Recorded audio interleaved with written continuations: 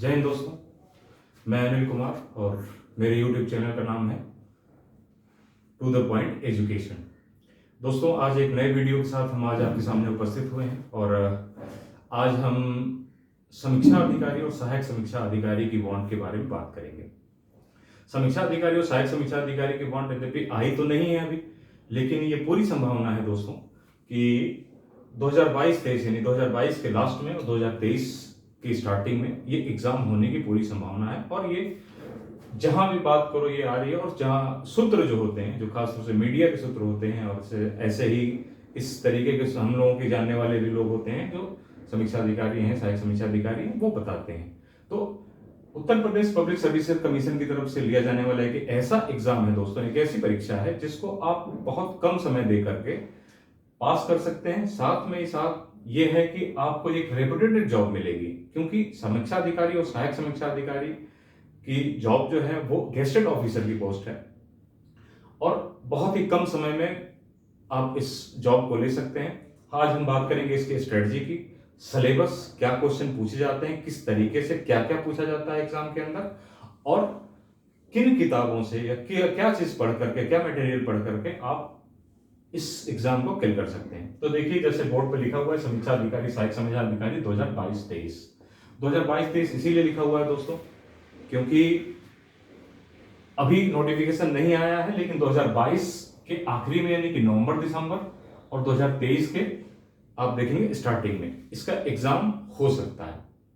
ठीक है दोस्तों, तो आइए बात करते हैं हम समीक्षा अधिकारी सहायक समीक्षा। सबसे पहले ये जानने की कोशिश करें दोस्तों कि आखिर अर्हता क्या होती है। अर्हता यानी कि एलिजिबिलिटी क्या है इसकी, कौन कौन बालक, कौन कौन बच्चे इस परीक्षा को दे सकते हैं। तो इस परीक्षा को देने के लिए दोस्तों समीक्षा अधिकारी के लिए केवल ग्रेजुएट होना चाहिए, यानी स्नातक। यदि आप स्नातक हो तो इस परीक्षा को आप दे सकते हैं। केवल स्नातक अगर आप हैं तो आप इन परीक्षा को समीक्षा अधिकारी सहायक समीक्षा अधिकारी को दे सकते हैं। लेकिन आपको ये ध्यान से देना होगा कि सहायक समीक्षा अधिकारी का जो होता है उसमें ओ लेवल मांगता है, यानी कि कंप्यूटर का कोर्स है ओ लेवल। जिसके पास दोस्तों ओ लेवल होगा वही केवल सहायक समीक्षा अधिकारी का एग्जाम दे सकते हैं। तो अब आप ये सोच रहे होंगे कि क्या समीक्षा अधिकारी सहायक समीक्षा अधिकारी क्या अलग अलग एग्जाम होते हैं इसके? तो ऐसा नहीं है। जो प्रीलिम्स का एग्जाम होगा यानी कि प्री का एग्जाम जो होगा वो दोनों ही साथ में होता है, यानी कि समीक्षा अधिकारी और सहायक समीक्षा अधिकारी दोनों का एग्जाम साथ में ही होता है। पीटी के बाद मेंस के स्तर पर इसमें आपको बताते चलें कि 2 चरणीय व्यवस्था है, प्री और उसके बाद मेंस होता है। इसमें इंटरव्यू नहीं होता। तो कुछ बालक ऐसे होते हैं दोस्तों जो काफी, उनकी प्रीलिम्स यानी कि याद करने की क्षमता बहुत अच्छी है, रिटन एग्जाम बहुत अच्छा है, लेकिन वो इंटरव्यू में घबराते हैं। तो उनके लिए भी एग्जाम बहुत ही महत्वपूर्ण है, क्योंकि आपको इंटरव्यू यहां देना नहीं पड़ेगा, आपको किसी प्रकार का साक्षात्कार यहां नहीं देना होगा। ठीक है दोस्तों, तो ये 3 चरणीय व्यवस्था हो गई। तो सबसे खास बात यह है, सहायक समीक्षा अधिकारी के लिए मैंने बताया ओ लेवल की आवश्यकता होती है। ओ लेवल जिनके पास है, सहायक समीक्षा अधिकारी बनना उतना ही ज्यादा आसान है, बहुत मुश्किल काम नहीं है, क्योंकि समीक्षा अधिकारी में क्या होता है दोस्तों कि बहुत सारे बच्चे एलिजिबल होते हैं यहाँ के लिए, क्योंकि खासतौर से आईएएस की तैयारी करने वाला, पीसीएस की तैयारी करने वाला या विभिन्न एग्जामों की तैयारी करने वाले बच्चे इस एग्जाम को, इसमें पार्टिसिपेट करते हैं, भागीदारी करते हैं। लेकिन ये बच्चे यहाँ छट जाते हैं, क्योंकि ओ लेवल यहाँ मेरे ख्याल में 2 वर्षीय एक डिप्लोमा कोर्स है ओ लेवल, जिसको ये नहीं, इसलिए ये एग्जाम जो सहायक समीक्षा अधिकारी है ये आसान हो जाता है मेंस के लेवल पे। प्रीलिम्स पे लेकिन ध्यान दीजिए कि दोनों एग्जाम साथ में आते हैं, मेरिट साथ में बनती है।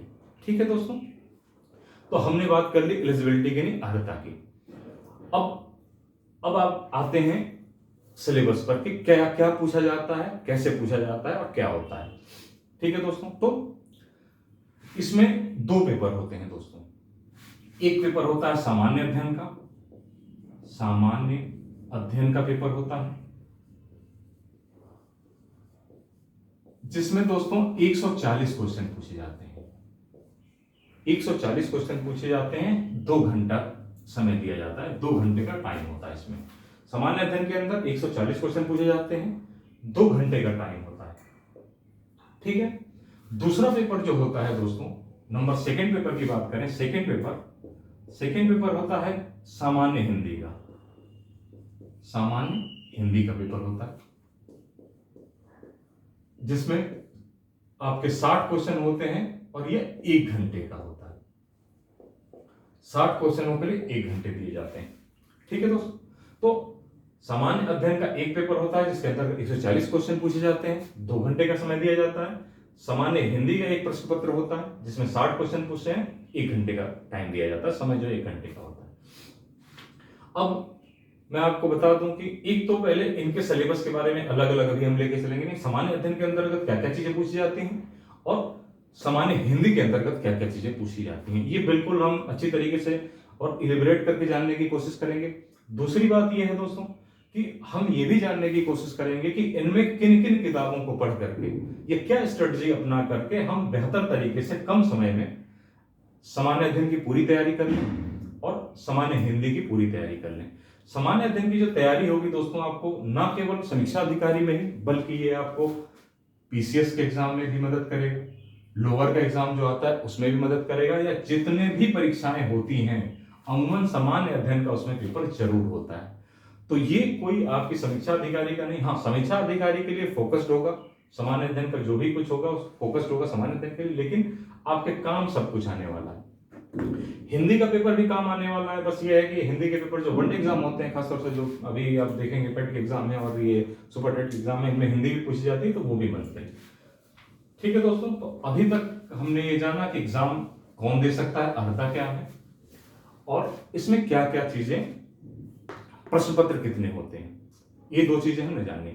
अब हम जानने की कोशिश करेंगे दोस्तों कि सामान्य अध्ययन यानी कि सामान्य अध्ययन जो है इसके अंतर्गत क्या क्या आता है। सामान्य अध्ययन में यानी कि इसको इंग्लिश में कहते हैं जीएस का, जनरल स्टडी कहते हैं दोस्तों, जनरल स्टडी ये होता है जनरल स्टडी सामान्य अध्ययन। इसके अंतर्गत क्या क्या चीजें पूछी जाती हैं और क्या क्या होता है। तो सबसे पहले हम ले लेते हैं दोस्तों इतिहास। इतिहास, अब इतिहास में क्या क्या पूछा जाता है, कितने क्वेश्चन आते हैं, कैसे आते हैं, ये सारी बातें अभी हम डिटेल में जान लेंगे। तो इतिहास को दोस्तों 3 भागों में बांटा गया। इतिहास को 3 भागों में बांटा गया, जिसमें आप देखेंगे सबसे पहले होता है प्राचीन इतिहास, प्राचीन इतिहास। दूसरे पे दोस्तों आता है मध्यकालीन इतिहास,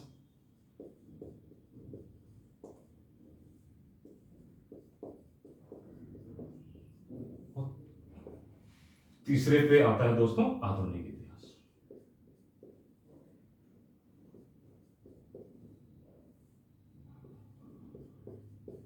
आधुनिक इतिहास, ठीक।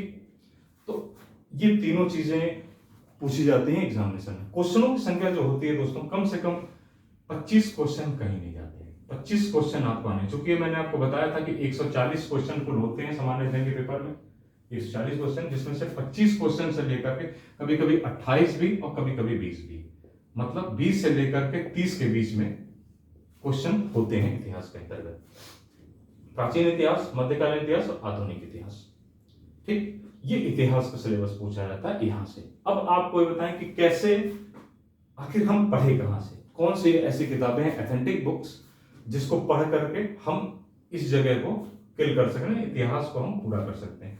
तो इन सबों की दोस्तों एनसीईआरटी की बुक आती है, एनसीईआरटी की बुक आती है, जिसमें प्राचीन इतिहास की एक अलग होती है, मध्यकालीन इतिहास की अलग होती है, आधुनिक इतिहास की एक अलग होती है। वहां से कवर कर सकते हैं हम इसको।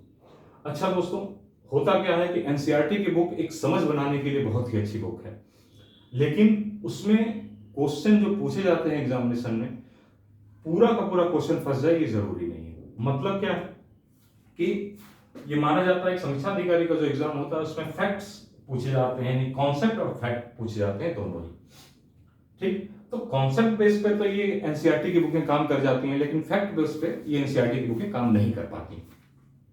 उसके लिए आप क्या करेंगे, तो एक किरण की बुक आती है, किरण प्रकाशन की एक बुक आती है, जिसमें आपको फैक्ट में मदद मिलेगी, फैक्ट पर्याप्त मात्रा में होता है उसमें। अगर आगे करेंगे कि हम आपको किताबों को भी दिखा देंगे ताकि आपको मार्केट में जाकर खरीदना आसान हो जाए। तो फैक्ट के लिए आपकी कौन है, किरण की किताब आती है, यानी कि एनसीईआरटी प्लस किरण के साथ में आप हिस्ट्री की पूरी तैयारी आपकी हो जाएगी।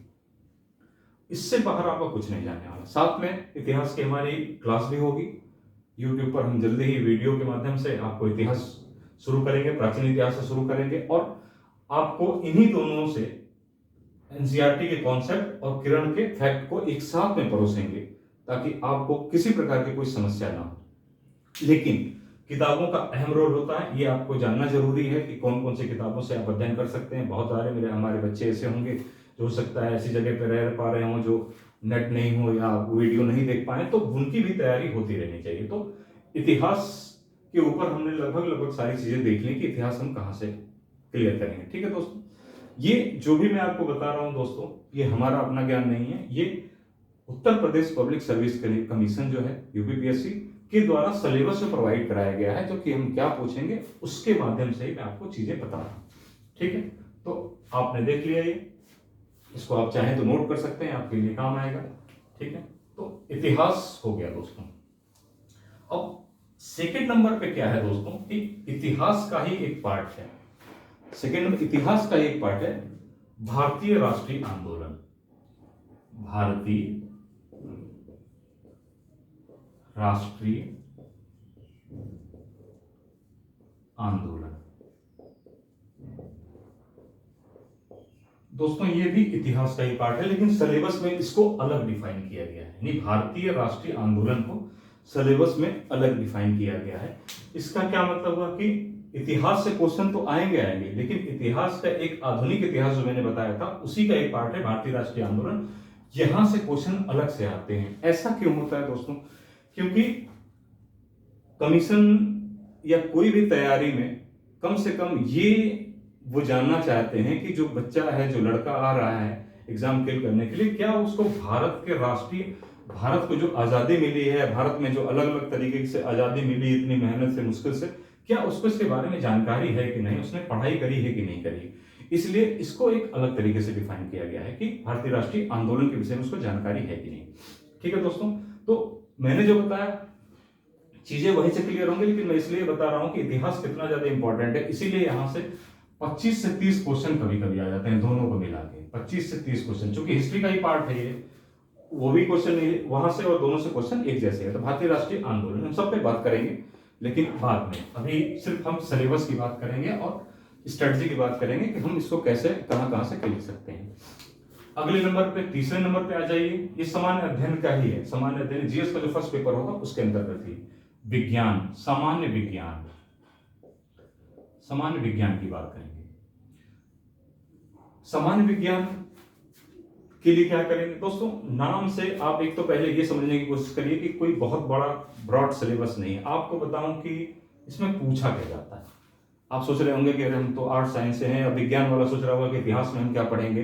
तो मैं आपको इतिहास में बता दूं कि कोई भी बच्चा अगर उसने स्कूलिंग करी है, अगर वो इंटर हाई स्कूल में अगर साइंस से ही पढ़ा है, कॉमर्स से ही पढ़ा है, तो कम से कम वो इतिहास में अकबर, बाबर, हुमायूं, इल्तुतमिश, बलबन, इनका नाम तो एटलीस्ट जानता ही होगा। और इन्हीं के बारे में हमें इतिहास के अंदर पढ़ना होता है, इनके बारे में ही हमें पढ़ना है। तो कम से कम एटलीस्ट रॉकेट साइंस से तो बेहतर है ना, क्योंकि रॉकेट साइंस में अगर हम बात करेंगे जीएसएलवी, पीएसएलवी, तो इसका तो नाम ही हमने नहीं सुना या उसके बारे में कोई जानकारी नहीं। लेकिन अगर हमें पढ़ना क्या है, बाबर, अकबर, हुमायूं, इनके बारे में पढ़ना है, तो एटलीस्ट हम थोड़ा बहुत नाम तो जानते ही हैं उसका। इसलिए अब विज्ञान के अंदर भी वही बात है। आप सोचेंगे कि विज्ञान तो बहुत टफ होगा। कैसे टफ? विटामिन पूछा जाता है, किस विटामिन से क्या होता है, किस विटामिन की कमी से कौन सा रोग होता है, किस विटामिन की कमी से क्या होता है, रतौंधी रोग कैसे होता है, वायरस क्या है, प्रोटोजोआ क्या होता है, मलेरिया कौन से मच्छर के काटने से होता है, डेंगू के कौन से मच्छर के काटने से होता है, बल का मात्रक क्या है। यही इसी तरीके के क्वेश्चन बाकी हम पूरे डिस्कशन करेंगे बड़े लेवल, जब विज्ञान की क्लास होगी और जब साइंस की क्लास होगी तो उसकी बात करेंगे। लेकिन मैं आपको इसलिए बता देना चाहता हूं सिलेबस के टाइम में कि आप कम से कम इतना जाने कि आखिर पूछा क्या जाता है, इससे घबराने की जरूरत नहीं। यही सब क्वेश्चन, इससे बाहर कोई क्वेश्चन जा नहीं सकता, क्योंकि हम भी यही हैं और आप हैं। आप देख सकते हैं प्रीवियस ईयर क्वेश्चन उठा करके आप देख सकते हैं, तो पता लगेगा आपको कि यही बल, न्यूटन, उसका मात्रक होता है क्या है, भार क्या होता है, यही सब क्वेश्चन पूछे जाते हैं। कौन सी बीमारी है, कोरोना कैसे हुआ, वायरस क्या होता है, प्रोटोजोआ क्या होता है। ठीक है, अब विज्ञान की बुक के बारे में बात कर ले, किस बुक से आप विज्ञान को क्लियर कर सकते हैं। तो मार्केट में बुकें तो बहुत हैं दोस्तों, लेकिन मेरे हिसाब से अगर सिर्फ विज्ञान के लिए लूसेंट पढ़ लें, आप विज्ञान के लिए जो लूसेंट पढ़ लें तो उतना ही सफिशियंट है, खासतौर से विज्ञान के लिए। विज्ञान में भी आपको ध्यान देना यह होगा दोस्तों कि विज्ञान में जो बायो है, जीव विज्ञान, क्वेश्चन वहां से ज्यादा पूछता है। यद्यपि इसके अंतर्गत भी अगर देखा जाए तो फिजिक्स, केमिस्ट्री, मैथ तीनों ही आ जाते हैं। विज्ञान के अंदर तीनों ही आ जाते हैं, फिजिक्स, केमिस्ट्री, मैथ, सॉरी माफ कीजिएगा, फिजिक्स, केमिस्ट्री और बायो। लेकिन क्वेश्चन जीव विज्ञान यानी बायो से ज्यादा पूछता है और फिजिक्स से थोड़े क्वेश्चन आते हैं। ये भी कम से कम ये है दोस्तों कि 10 से 15 क्वेश्चन दे के जाता है विज्ञान का भी पोर्शन। ठीक है, तो वैसे अगर आप और भी अच्छे तरीके से पढ़ना चाहेंगे तो वाणी की बुकें आती हैं, अलग अलग विज्ञान की वाणी की बुकें आती हैं, आप उसको भी परचेज कर सकते हैं। तो ये हो गई हमारे विज्ञान की बात। ठीक है दोस्तों, अब आ जाते हैं भारतीय राज्यतंत्र, भारतीय राज्यतंत्र, राज्यतंत्र एवं आर्थिक गतिविधियां एवं और संस्कृति। ये क्या बोला भारतीय राजतंत्र, ये क्या बोला है, तो ये भारतीय राजतंत्र इंग्लिश में कहेंगे पॉलिटी, या इसको आसानी तौर से देखेंगे तो राज्य व्यवस्था। राज्य व्यवस्था, राज्य व्यवस्था में क्या, संविधान क्या होता है, राष्ट्रपति, राज्यपाल, लोकसभा कैसे निर्मित होती है, विधानसभा क्या होती है, विधायक, लोकसभा सदस्य के निर्वाचन कैसे होते हैं, राष्ट्रपति का निर्वाचन, प्रधानमंत्री क्या होता है, मुख्यमंत्री का निर्वाचन कैसे होता है, कार्य क्या होता है, इस तरीके की चीजें। न्यायालय में चीफ जस्टिस कैसे बनाया जाता है, क्या अर्हता होनी चाहिए, इसी तरीके के क्वेश्चन भारतीय राजतंत्र से पूछे जाते हैं, जिसको आप राज्य व्यवस्था भी कह सकते हैं। ठीक है दोस्तों, तो मेरा इसको बताने का सिर्फ यही है कि आपका टाइम खराब करना नहीं, मैं ये बताना चाहता हूं ताकि आप ये समझ सकें कि वही चीजें क्वेश्चन पूछे जा रहे हैं एग्जामिनेशन में जो आप ऑलरेडी आप अपने अगल बगल जीते हैं। कमीशन के द्वारा लिया जाने वाला एग्जाम जो Uttar Pradesh public service commission हुई या यूनियन पब्लिक सर्विस कमीशन हुआ, यूपीएससी, इन सबके द्वारा जो एग्जाम कंडक्ट कराया जाता है, वो एग्जाम की खास बात ये होती है कि ये क्वेश्चन वही पूछे जाते हैं जो हमारे आसपास हो रही होती हैं चीजें, कोई बाहर से चीजें नहीं आती हैं। बस हमको देखने का नजरिया और सॉल्व करने का नजरिया अलग होता है, मतलब कि पढ़ने का नजरिया अलग होता है और उसको समझने का नजरिया एक अलग होना चाहिए। और फिर आते हैं आर्थिक गतिविधियों यानी इकोनॉमी। इकोनॉमी के अंदर क्या होगा, इकोनॉमी में ये थोड़ा टफ पड़ता है जो नॉन बैकग्राउंड के लोग हैं उनके लिए। आर्थिक गतिविधियां ये थोड़ी टफ पड़ती हैं, कैसे करके, इसमें आरबीआई पूछता है, RBI reserve bank of India, banking sector से क्वेश्चन पूछे जाते हैं, वर्ल्ड बैंक से क्वेश्चन पूछे जाते हैं, वर्ल्ड बैंक से जीडीपी क्या होती है, जीएसटी, प्रत्यक्ष कर, अप्रत्यक्ष कर। ठीक है, इस तरीके के जो भी आर्थिक गतिविधि क्वेश्चन, बस समीक्षा अधिकारी जैसे एग्जामों के लिए खास बात यह है और बेहतर ही है दोस्तों कि यहां से ये क्वेश्चन तो पूछे ही जाते हैं, लेकिन ये यहां से करंट यानी कि जो करंट का क्वेश्चन होता है वहां से आर्थिक का उठा लेता है। जैसे क्या, इस बार आरबीआई द्वारा जीडीपी कितनी रखी गई है भारत की, हाल ही में हुए जीएसटी कलेक्शन में कितना जीएसटी कलेक्शन हुआ है। तो ये जो है ये वाला पोर्शन, ज्यादा क्वेश्चन जो आ जाता है वो करंट से आ जाता है, यानी समसामयिक घटनाक्रम से आ जाता है ज्यादातर आर्थिक वाला। और जो इसका फंडामेंटल है। मतलब फंडामेंटल का मतलब ये है कि बैंकिंग सेक्टर हुआ, जीएसटी कैसे क्या होता है, नीति आयोग क्या है, ये सारी चीजें लगभग लगभग इसके अंतर्गत आ जाती हैं। ठीक है दोस्तों, तो आइए ये चीजें हो गई। अब हम बात करते हैं भारतीय कृषि और वाणिज्य व्यापार। भारतीय कृषि वाणिज्य एवं व्यापार। एक चीज थोड़ी सी भूल गई दोस्तों मुझे, एक लक्ष्मीकांत की बुक है जिससे आप राज्य व्यवस्था, जो इससे पहले हम डिस्कशन कर रहे थे राज्य व्यवस्था, उसको कवर किया जा सकता है। लक्ष्मीकांत बुक, एक लक्ष्मीकांत है, मार्केट में आप जाएंगे लक्ष्मीकांत का नाम लेंगे, लक्ष्मीकांत बुक तुरंत मिल जाती है और सभी लोग जानते हैं, हिंदी इंग्लिश दोनों में अवेलेबल है, जिसमें चाहे आप ले सकते हैं। भारतीय कृषि वाणिज्य एवं व्यापार। अब सिलेबस के अंतर्गत, इसके अंतर्गत क्या पूछा जाता है? भारतीय कृषि। तो आपको पता है कि भारत एक कृषि प्रधान देश है, इसलिए इस पार्ट को पता होना बहुत जरूरी है एग्जाम के पॉइंट ऑफ व्यू से भी और वैसे भी। तो यहां से पूछा किस तरीके के क्वेश्चन जाते हैं, रबी की फसलें क्या हैं, रबी की खरीफ की फसलें कौन सा रोग होता है, मिट्टियां कौन सी होती हैं, कौन कौन सी मिट्टियां होती हैं, किस फसल में एमएसपी क्या होती है, मिनिमम सपोर्ट प्राइस आप देखेंगे जो सरकार घोषित करती है अनाजों पर, कितने रुपए, किसानों को क्या, कृषि में क्या बदलाव आने चाहिए, किस तरीके की चीजें हो रही हैं, कौन से रोग लग जाते हैं कृषि में जो फसलें होती हैं उनकी।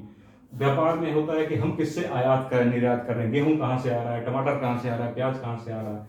बाकी कुछ संस्थान हैं, कुछ संस्थान से क्वेश्चन आ जाते हैं कि राष्ट्रीय कृषि अनुसंधान संस्थान कहाँ है, इस तरीके के क्वेश्चन राष्ट्रीय कृषि वाणिज्य व्यापार इस चीज से आते हैं। 2-4 क्वेश्चन यहां से भी मिल जाते हैं, 2 से 4 क्वेश्चन आपको मिल जाएंगे यहां से। ठीक है, कहां से इसको पूरा करें? तो राष्ट्रीय कृषि में भारतीय कृषि पर एक बुक है वाणी की, वाणी प्रकाशन की बुक है, आप अगर जाके कह देंगे वाणी प्रकाशन की तो आपको मिल जाएगी, उसमें अच्छा दिया हुआ है।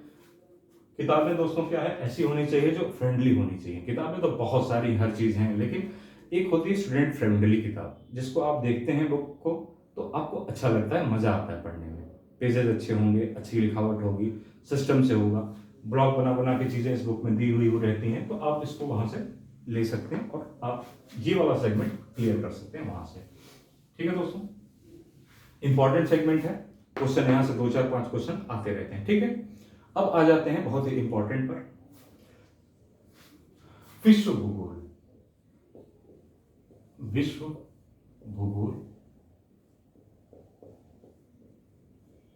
एवं भारत का भूगोल। भारत भूगोल, ठीक, world geography and Indian geography, बहुत ही इंपॉर्टेंट सेगमेंट है दोस्तों। ये 3 सेगमेंट इतने इंपॉर्टेंट है दोस्तों जहां से आपको बल्क में क्वेश्चन मिलते हैं। इतिहास यानी कि हिस्ट्री, आप कह सकते हैं इतिहास यानी कि हिस्ट्री, पॉलिटी यानी कि राज्य व्यवस्था, और जियोग्राफी यानी कि भूगोल। इन 3 जगहों से आपको बल्क में क्वेश्चन, कई बार तो ऐसा होता है दोस्तों कि इन्हीं 3 जगहों से आपको 75 क्वेश्चन तक मिल जाते हैं। मतलब ये है कि अगर आपने इन पोर्शन को अच्छे से तैयार कर लिया, बाकी थोड़ा थोड़ा भी पढ़ा हुआ है, तो आप प्रीलिम्स क्वालिफाई। अभी हम बात करेंगे कि कितने इनमें से कितने क्वेश्चन सफिशिएंट हैं, जहां तक आपको जानना है सारी बात करेंगे आज के वीडियोस में, आपको संपूर्ण जानकारी देंगे कि कोई ऐसी चीज आपकी छूटेगी नहीं। ठीक है, विश्व भूगोल में भारत का भूगोल।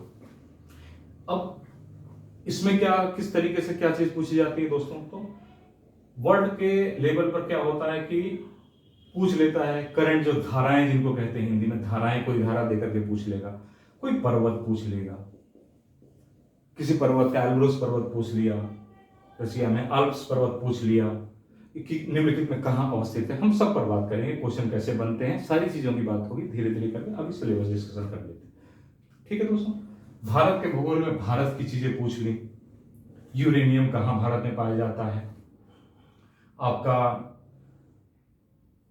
कंचनजंगा पर्वत कहां है, गार्डविना स्ट्रीम कहां है, इस तरीके से पर्वत पूछ लिए, ज्वालामुखी पूछ लिए, बंगाल की खाड़ी से रिलेटेड कोई क्वेश्चन पूछ लिया, अरब सागर से कोई रिलेटेड क्वेश्चन पूछ लिया, नदियों से क्वेश्चन पूछ लिए, पर्वत से क्वेश्चन पूछ लिए, इस तरीके के क्वेश्चंस आपको ज्योग्राफी से मिलेंगे। इसको कहाँ से क्लियर किया जाए, यहां से किस बुक से, तो एक वर्णवाल जी की किताब आती है, महर्षि वर्णवाल की किताब एक आती है, वो आप ज्योग्राफी के लिए एकमात्र किताब ले लीजिए, सब बिल्कुल पर्याप्त है। अगर आप बिल्कुल न्यू कमर हैं, नए पढ़ने वाले हैं दोस्तों, तो उसके लिए आपको एनसीईआरटी प्लस जोड़ लीजिए, इसमें एनसीईआरटी की बुक और जोड़ लीजिए, ठीक। नहीं तो महर्षि वर्णवाल जो किताब है महर्षि वर्णवाल की, इससे ही आपको सब कुछ मिल जाएगा, आराम से अवेलेबल है, हिंदी प्लस इंग्लिश दोनों में अवेलेबल है ये बुक, महर्षि वर्णवाल की बुक। एनसीईआरटी की किताब इसके साथ जोड़ लेंगे, उनके लिए जो न्यूकमर है और जो पहले से पढ़े हैं उनको महर्षि वर्णवाल की सफिशिएंट है।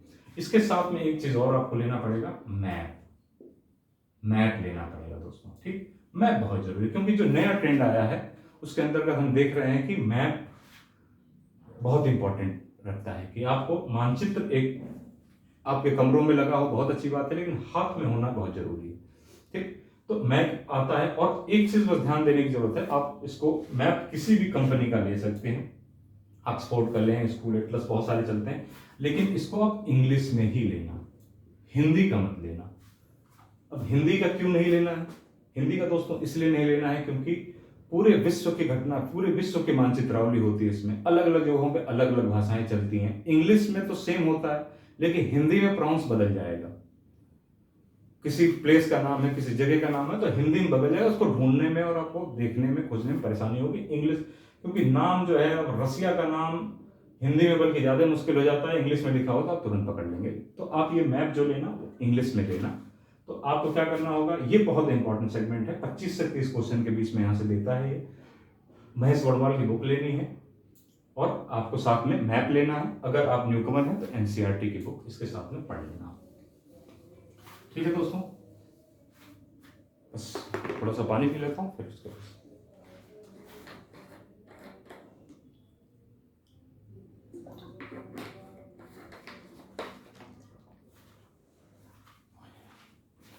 ठीक है दोस्तों। तो अब इसके साथ में ही क्या होता है दोस्तों कि अगला सेगमेंट है जनसंख्या एवं पर्यावरण, जनसंख्या एवं नगरीकरण।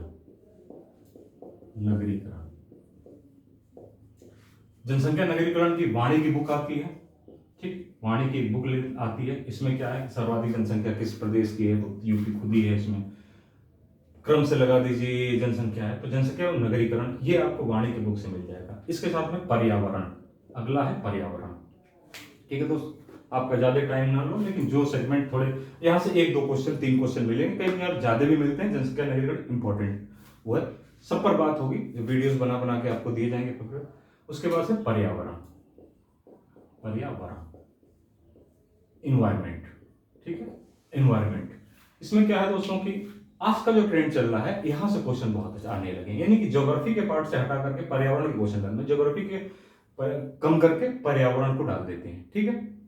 तो पर्यावरण से आने लगा क्वेश्चन। पर्यावरण के लिए भी वाणी की बुक आती है, आप ले सकते हैं पर्यावरण की वाणी की बुक, आपके लिए फायदेमंद होगी, बहुत अच्छी किताब है, आप पढ़ सकते हैं उसको, ठीक है, ठीक है। अब इंपॉर्टेंट क्या है, समसामयिक घटनाक्रम, समसामयिक घटनाक्रम। ये दोस्तों बहुत ही इंपॉर्टेंट सेगमेंट है, लगभग 25 क्वेश्चन यहां से रहता रहता है। ये है क्या, इसका कोई सिलेबस डिफाइन नहीं होता, यानी कि आसमान के नीचे जो भी घटनाएं हो रही हैं, समसामयिक घटनाक्रम मतलब होता है करंट क्वेश्चन, ठीक है, करंट क्वेश्चन जिनको कहते हैं, जो डेली यूज पे हो रहे होते हैं। इनका सिलेबस कोई डिफाइन नहीं है, जो जितनी भी चीजें आसमान के नीचे होती हैं, माना जाता है सब कुछ आ सकते हैं इस समसामयिक घटनाक्रम के अंदर। लेकिन उसके बावजूद भी जो बहुत सारी चीजें हैं, बहुत सारे एग्जामों को देखते हुए, पिछले प्रश्न पत्रों को देखते हुए जनरल आइडिया हम लोगों ने लगा रखा है कि क्वेश्चन कहां कहां से आते हैं। जैसे क्या है, आपको उदाहरण के लिए बता दूं कि अगर कोई नई नियुक्ति हुई है, नियुक्ति क्वेश्चन वहां से आएगा। जैसे 49वें नंबर के अभी मुख्य न्यायाधीश सुप्रीम कोर्ट में आए, यूयू ललित साहब, मुख्य न्यायाधीश यूयू ललित साहब है, ठीक, यूयू ललित। तो ये क्वेश्चन इसमें बन सकता है। पुरस्कार से क्वेश्चन बन जाता है। डेथ किसी की विशेष पर्सनालिटी की हुई है, वहां से क्वेश्चन बन जाता है। खेल से, पुरस्कार से, वर्ल्ड के ऑस्कर, मतलब जितने भी इंपॉर्टेंट हैं इस तरीके के जो घटनाक्रम है, उस सबसे क्वेश्चन बन जाता है। बहुत ज्यादा इंपॉर्टेंट है, 25 क्वेश्चन तक दे जाता है। और इसके साथ सबसे आप एक तरीके से खराब चीज ये कहेंगे कि इसको डेली बेस पे पढ़ना पड़ता है, आपको रोज आपको अध्ययन करना पड़ेगा, क्योंकि ये कोई सब्जेक्ट तो है नहीं कि आपने एक बार पढ़ लिया और हमेशा के लिए हो गया। ये तो डेली बदलने वाली चीज है। इसकी क्लास हम पर डे से शुरू करने वाले हैं, आज से ही या कल से। डेली का करंट हम आपको प्रोवाइड करेंगे वीडियो के माध्यम से डेली, और बिल्कुल ऐसे ही जैसे आपको बता रहे हैं। मतलब ये है कि एक एक जानकारी, क्वेश्चन कैसे बनते हैं, फॉर्मेट कैसे, क्वेश्चन कैसे होगा, सब कुछ आपको उसमें दे करके बता देंगे। आप हमारे वीडियो को देखिए, जल्दी से जल्दी ही हम आपको प्रोवाइड करा देंगे। और वो डेली का करंट आपको होगा, फिर बाद में हफ्ते का और महीनों का एक साथ में आपको कंसाइज वे में दे दिया जाएगा। ठीक है दोस्तों, तो ये आपका हो गया। अब आते हैं, चूंकि समीक्षा अधिकारी जो Uttar Pradesh public service commission के द्वारा लिया जाने वाला एग्जाम है, लेकिन इसलिए इसको उत्तर प्रदेश विशेष का क्वेश्चन यहां से आता है। उत्तर प्रदेश विशेष। उत्तर प्रदेश विशेष का क्या मतलब हुआ दोस्तों? क्योंकि कम से कम ये मान के चलता है आदमी कि आपको उत्तर प्रदेश के बारे में पता है कि नहीं, यूपी के बारे में जानकारी आपको है कि नहीं, और कितनी जानकारी। इसलिए उत्तर प्रदेश में कितनी जो भी चीजें होती हैं यहां से क्वेश्चन पूछ जाते हैं। जैसे जनजातियों के बारे में, उत्तर प्रदेश की जनजातियां, उत्तर प्रदेश में क्या क्या चीजें पाई जाती हैं, क्या प्रसिद्ध हैं, यहाँ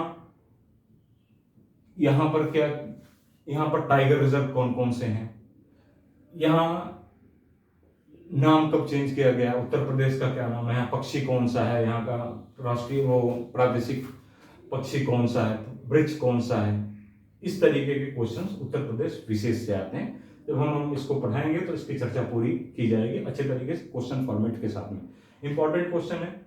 इसकी किताब के लिए दोस्तों, आप इसको कवर करने के लिए यूपी स्पेशल की बुक आती है, घटना चक्र की भी आती है, वाणी की भी आती है। आप कोई भी किताब ले सकते हैं, यूपी स्पेशल के नाम से ही आती है। आपको पूरा उत्तर प्रदेश विशेष उसके अंदर मिल जाएगा।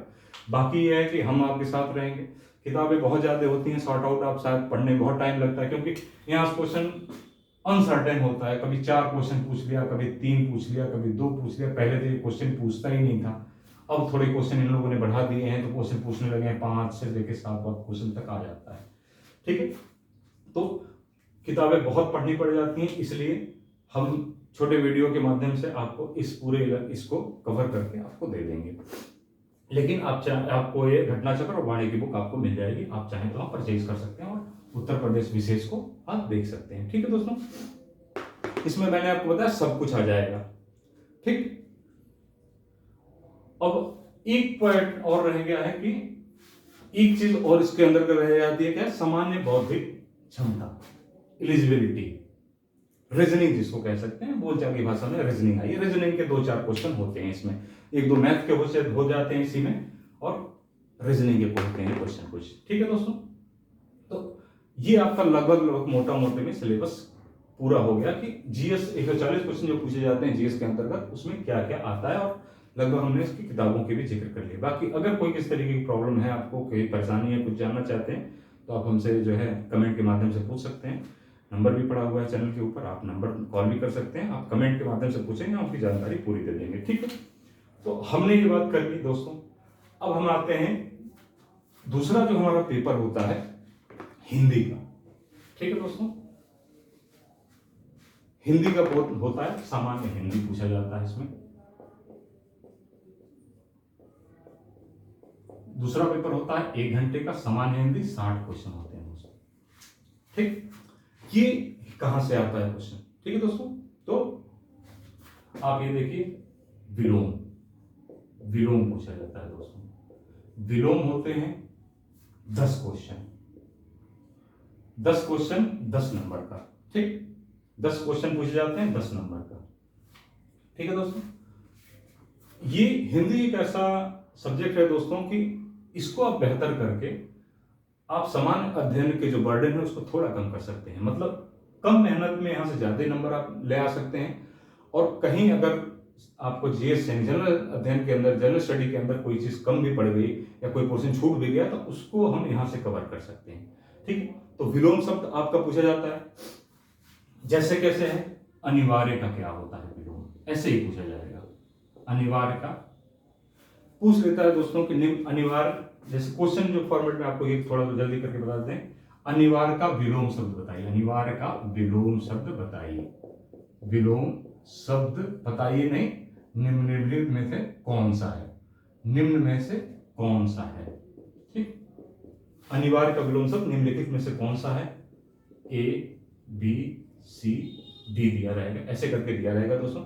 अनिवार्य का विलोम शब्द कौन सा है, ठीक, तो क्या है, ऐच्छिक, यहां पे लिखा होगा ऐच्छिक। आप बी क्लिक करेंगे, गोला करेंगे, आपका काम खत्म हो गया। इसी तरीके से 10 क्वेश्चन आपको मिलेंगे, ठीक है दोस्तों, समझ में आया। ऐसे पूछ लेगा कि निम्नलिखित में से अंधकार का विलोम क्या है, अंधकार का विलोम निम्नलिखित में से क्या है, ए बी सी डी। अंधकार का आलोक, आलोक, आंसर करेंगे, गोला करेंगे, आगे बढ़ जाएंगे, ठीक है दोस्तों। तो विलोम शब्द हो गया आपका, 10 क्वेश्चन आते हैं, मैंने बताया आपको कि 10 क्वेश्चन आते हैं। दूसरे नंबर पे क्या आता है दोस्तों, विलोम शब्द के बारे में मैंने 10 नंबर बताया, 10 क्वेश्चन 10 नंबर। तत्सम तद्भव, तत्सम तद्भव, ठीक है, तत्सम तद्भव होता है दोस्तों। तत्सम किसको कहते हैं, वह शब्द जो संस्कृत से लिए गए, वह शब्द जो संस्कृत से लिए गए हैं, और तद्भव जो उसका जो है अपभ्रंश है, जो आजकल बोलचाल की भाषा में बोला जाता है। जैसे कैसे करके आप क्वेश्चन पूछ लेता है कि निम्नलिखित में से लौंग का तत्सम बताइए, तत्सम बताइए, ठीक, यही है ए बी सी डी, लौंग का तत्सम बताइए। अब आप कह रहे हैं यार लौंग तो हम लौंग ही होती है, इसमें क्या होती है, तत्सम क्या होता है, लवंग, लवंग, ये तत्सम है, यानी कि जो संस्कृत भाषा से लिया गया हो। इस सब पर चर्चा करेंगे दोस्तों। हिंदी की क्लास हमारी वीडियोस अगले ही कल से आने स्टार्ट हो जाएंगे।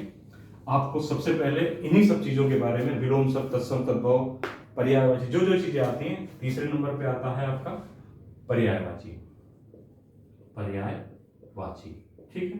पर्यायवाची से भी 10, यहां से भी 10 क्वेश्चन पूछे जाते हैं, पर्यायवाची से भी 10 क्वेश्चन पूछे जाएंगे, ठीक है दोस्तों।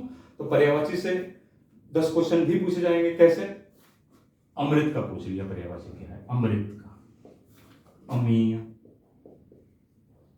सुधा, सोम, ये सब है, ऐसे करके पूछ लेगा कि निम्नलिखित में से अमृत का कौन, अमृत की पर्यायवाची कौन नहीं है, तो ये सब हो जाएगी। यहीं पर दे देगा तोय, ठीक, तो ये सब तो हो जाएगा। तोय पानी का है, जल का, तो आपको आंसर में एबीसीडी दे देगा, एबीसीडी कौन सा, तो आपको बताना है कि तोय, यानी जिस नंबर पे होगा उसको गोला कर दिया, काम खत्म हो गया, ठीक। ऐसे करके हो गए, आपकी पर्यायवाची होगी, ठीक है दोस्तों। तो 3 हो गया आपका पर्यायवाची। इसके भी 10 क्वेश्चन आएंगे दोस्तों, 10 क्वेश्चन 10 नंबर पे। 4th नंबर पे क्या आता है दोस्तों, अनेक शब्दों के एक शब्द, अनेक शब्दों के एक शब्द, ये भी 10 क्वेश्चन होते हैं, ठीक है दोस्तों। अनेक शब्दों के एक शब्द कैसे करके होगा, जिसके आर पार न देखा जा सके, न देखा जा सके, क्या हो गया, अपार दर्शक, अपार दर्शक, ठीक। क्वेश्चन फॉर्मेट सारे ही बताएंगे, अभी आपको हम सिर्फ ये बता दे रहे हैं कि कौन कौन से ये हैं। सारे क्वेश्चन फॉर्मेट में भी आपको बताएंगे। तो क्या हो गया आपका, अनेक शब्दों के एक शब्द जिसके आर पार न देखा जा सके, अपार दर्शक, इस तरह के क्वेश्चन होंगे, 10 क्वेश्चन आपके, ठीक है दोस्तों।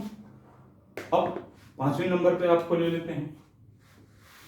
5वें नंबर पे क्या होता है दोस्तों कि वर्तनी शुद्धि, वर्तनी शुद्धि, कैसे, वर्तनी शुद्धि, 4 वर्तनियां दे देगा, पूछ लेगा कि इनमें से शुद्ध कौन सा है, ठीक, जिसमें से 3 गलत वर्तनी दी रहेगी, एक वर्तनी शुद्ध होगी तो आपसे पूछ लेगा कि इसमें से शुद्ध क्या है, ठीक।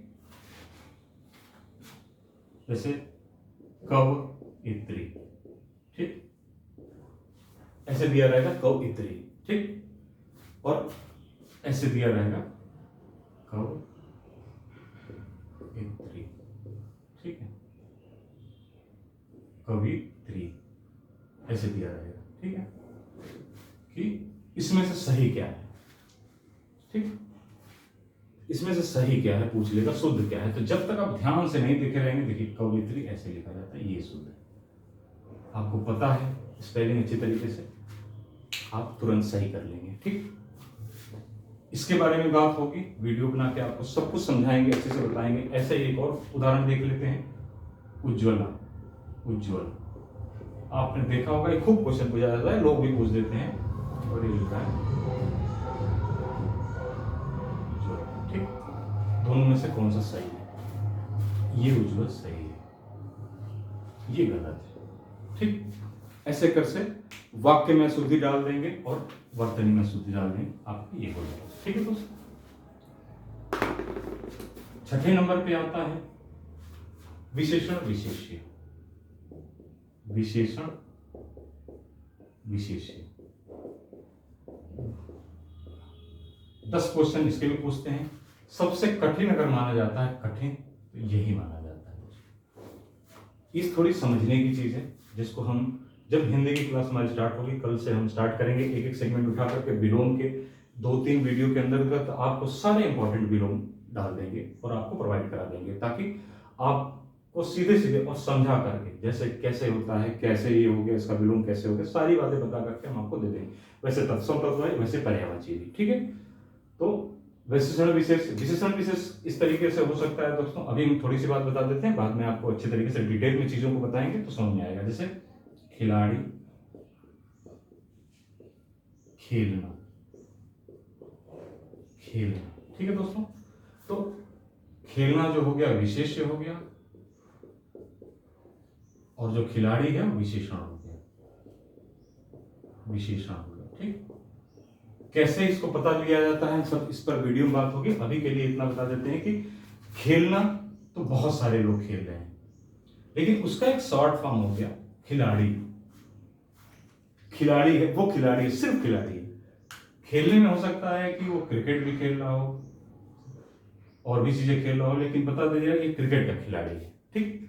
तो ऐसे करके निकाला जाता है। इस पर कुछ प्रिंसिपल, कुछ सिद्धांत है जिसके बारे में बातचीत होगी आपसे। सारे तो 6 पोर्शन से 60 क्वेश्चन आते हैं। मैं आपको बताता चलूं कि 40 से 50 के बीच में अच्छे बच्चे कर लेते हैं इसको, 40 से 50। कुछ लोग 52 तक भी पहुंच जाते हैं, और तुक्का लग गया तो 55 तक भी पहुंच जाते हैं, ठीक। तो ये ऐसा सेगमेंट है दोस्तों जहां से आप जीएस के बर्डन को कम कर सकते हैं, ठीक है। आप इसको चाहें तो अपना नोट कर लें, वीडियो में है ही है। वैसे ही हम बात कर रहे थे जीएस की, कि जीएस के अंतर्गत क्या होता है। मैंने बताया 140 क्वेश्चन होते हैं। तो 140 क्वेश्चन के अंतर्गत आप 100 या 105, 7, 10 तक अगर जा रहे हैं तो बहुत अच्छा स्कोर है, ठीक। 100 क्वेश्चन के अंतर्गत अगर आप 105, 10 के साथ जा रहे हैं तो बहुत अच्छा है। 100 भी स्कोर बहुत अच्छा है। तब से ज्यादा हो गया जब से 1/3, 1/3 माइनस मार्किंग भी है, इसमें माइनस मार्किंग आ गई है, ठीक। 1/3 माइनस मार्किंग को सीधे रूप में, अगर सरल रूप में आप समझना चाहें तो मैं आपको बता दूं कि अगर आप 3 क्वेश्चन अगर आप गलत करते हैं तो एक क्वेश्चन का जो अंक होगा वो आपका चला जाएगा, ठीक। 3 क्वेश्चन अगर आप गलत करते हैं तो एक क्वेश्चन का अंक चला जाएगा। एक सरल रूप से आप ही समझ सकते हैं इस चीज को कि कैसे करके 1/3 होती क्या है, 1/3 कहते किसको है, ठीक। माइनस मार्किंग आपको इसमें होगी। तो एक चीज बात करें कि समीक्षा अधिकारी और सहायक समीक्षा अधिकारी के लगभग सभी पहलुओं पर हम लोगों ने बात कर ली, पूरा सिलेबस डिस्कशन कर लिया दोस्तों। हाँ, एक चीज रहेगी कि आखिर इसको किन किताबों से आप क्लियर कर सकते हैं। तो एक बुक आती है दोस्तों वासुदेव नंदन की, वासुदेव नंदन की किताब आती है। एक हृदय बहारी की आती है, हृदय बहारी की आती है किताब। तो आप कोई भी ऐसी बुक आप चाहें तो कोई भी ऐसी बुक उठा सकते हैं जिसमें ये सब 6 चीजें हैं, आप उससे क्लिक कर सकते हैं। इसके लिए बहुत ज्यादा मायने नहीं रखता। मायने ये रखता है दोस्तों कि क्योंकि ये लाखों की संख्या में है, इनको सॉर्ट करके थोड़े में लाएं ताकि आपके एग्जाम में ये चीजें आ सकें। तो उसके लिए हम आपके लिए वीडियो बना करके आपको देंगे ताकि आप बेहतर तरीके से उसको देख सकें और लिख सकें अपने। और बिल्कुल इंपॉर्टेंट क्वेश्चन होंगे जो पिछले एग्जामों में आए हैं और जो किस एग्जामों में आगे की तरफ आने की संभावना रखते हैं, उन सब क्वेश्चनों को हम उसमें रख के देंगे। ठीक है दोस्तों, तो वीडियो आज लंबी हो गई दोस्तों क्योंकि बहुत ही इंपॉर्टेंट, और ये एग्जाम दोस्तों बहुत ज्यादा इंपॉर्टेंट है। आपको कम समय में आपको एक गेस्टेड ऑफिसर की पोस्ट प्रोवाइड कराता है। आपको लखनऊ, जैसे लखनऊ और प्रयागराज, इलाहाबाद जिसको कहते हैं, इलाहाबाद प्रयागराज, इन जगहों पे ये नौकरियां होती, सचिवालय में इनकी पोस्टिंग होती है। और उत्तर प्रदेश लोक सेवा आयोग प्रयागराज में भी इसकी पोस्टिंग होती है। और आपकी इलेक्शन कमीशन जो यूपी इलेक्शन कमीशन में है वहां पे भी पोस्टिंग होती है। लगभग 3 जगहों की पोस्टें होती हैं। आजीवन लखनऊ में रहने का मौका मिलता है आपको या प्रयागराज। तो जो उनको भी स्थायी रूप से रह करके लखनऊ जैसे शहर में जो कि राजधानी है वहां पर रहना चाहते हैं उनके लिए, और ऊपर से राजपत्रित अधिकारी गेस्टेड पोस्ट है ये। तो समीक्षा अधिकारी, सहायक समीक्षा अधिकारी का हम लगातार ये फोकस्ड होकर के हम ये बैच चलाने जा रहे हैं अपना।